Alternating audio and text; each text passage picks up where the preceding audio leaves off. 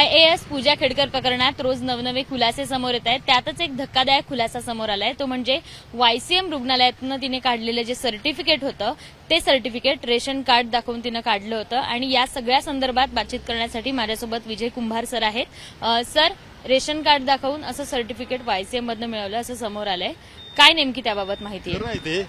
खरं तर असं ज्यावेळेस सर्टिफिकेट इश्यू केलं जातं त्यावेळेस ज्याला सर्टिफिकेट द्यायचं आहे त्याचं फोटो आयडेंटिटी घेतली जाते आणि रेशन कार्ड हे कुठल्याही अंगानं प्रूफ म्हणून धरलं जात नाही, कारण ते देणं जाणारं एक बेनिफिट आहे. सुप्रीम कोर्टाचे निकाल आहेत की रेशन कार्ड हे ॲड्रेस प्रूफ म्हणून धरता येणार नाही किंवा व्यक्तीची ओळख म्हणून धरता येणार नाही. असं असतानाही पिंपरी चिंचवडच्या YCMच्या अधिकाऱ्यांनी त्यांना हे सर्टिफिकेट इश्यू केलेलं आहे.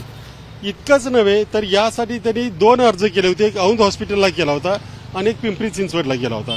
औंध हॉस्पिटलला त्यांनी पत्ता दिला तो याचा दिला, औंध सोसायटीचा नाही, औंध सोसायटीचा, औंधमधल्या त्यांची जी सोसायटी आहे काय त्याचं नाव, त्याच्या पत्ता दिला. आणि पिंपरीला जो पत्ता दिला तो तळवड्याचा दिला, पिंपरी चिंचवडच्या भागाचा. असा करता येत नाही. तुम्हाला कुठून तरी एका ठिकाणून ते तुम्हाला सर्टिफिकेट मागावं लागतं.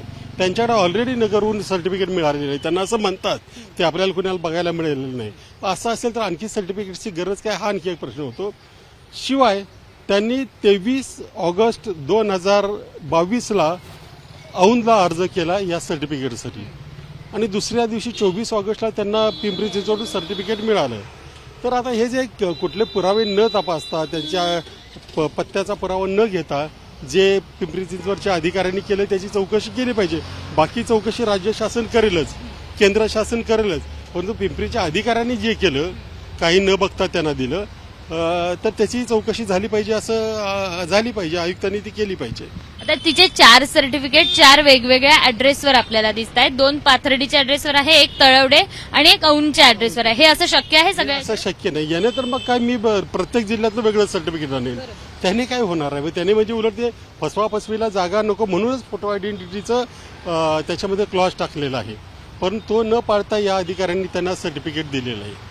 पण तिच्या आता रेशन कार्डचं संपत्ती आणि तिने दाखवलेली संपत्ती याच्यात काही घोळ आहे का? कुठेतरी लपवल्याचं दिसतंय का? त्याच्यामध्ये थोडं जे ऍप्लिकेशन बघितलं तर असं दिसतंय की त्यांनी आपलं उत्पन्न 5 लाख रुपये दाखवले 2022चं आणि 2023 त्यांनी DOPTकडे जे त्यांना प्रत्येक IAS अधिकाऱ्यांना उत्पन्नाची माहिती द्यावी लागते. आपलं इमुवेबल प्रॉपर्टी किती आहे त्याच्यात त्यांनी ते 17 कोटीची प्रॉपर्टी दाखवली, त्याच्यापासून 30-40 लाख रुपये उत्पन्न दाखवले.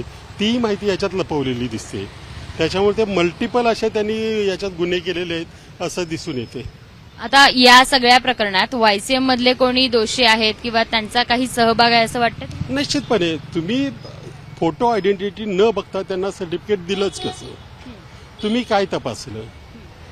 आणि 23ला एक ऍप्लिकेशन तिकडे पेंडिंग आहे. हे सगळं ऑनलाईन आहे सध्या, त्याच्यामुळे तिकडे काय पेंडिंग आहे, त्यांनी दिलंय की नाही हे सगळं बघायला हवं होतं. पण ते न बघताच त्यांनी हे सर्टिफिकेट इश्यू केल्याचं दिसतं. काय कारवाई आता होऊ शकते? याच्यामध्ये त्यांची चौकशी करून त्यांच्यावर आता नियमाप्रमाणे ते त्यांच्या रूल बुक्समध्ये काही कारवाई असेल, सर्व्हिस बुकमध्ये त्याप्रमाणे केली पाहिजे. हा खरं तर फ्रॉड आहे टोटल. म्हणजे अधिकाऱ्यांनी जे हे केलं यालाही फ्रॉड म्हणता येईल अशी परिस्थिती. त्या अनुषंगानं आयुक्तांनी ठरवायचं आहे, त्या पोलिसांमध्ये गुन्हे दाखल करायचे की काय करायचं ते. तर YCM रुग्णालयातनं हे सर्टिफिकेट तिला देण्यात आलं होतं आणि आता YCM रुग्णालयातल्या काही लोकांची चौकशी करावी अशी मागणी सरांनी केली आहे. कॅमेरामन विजय राऊतसह शिवानी पांढरे, ABP माझा, पुणे. ABP माझा, उघडा डोळे बघा नीट.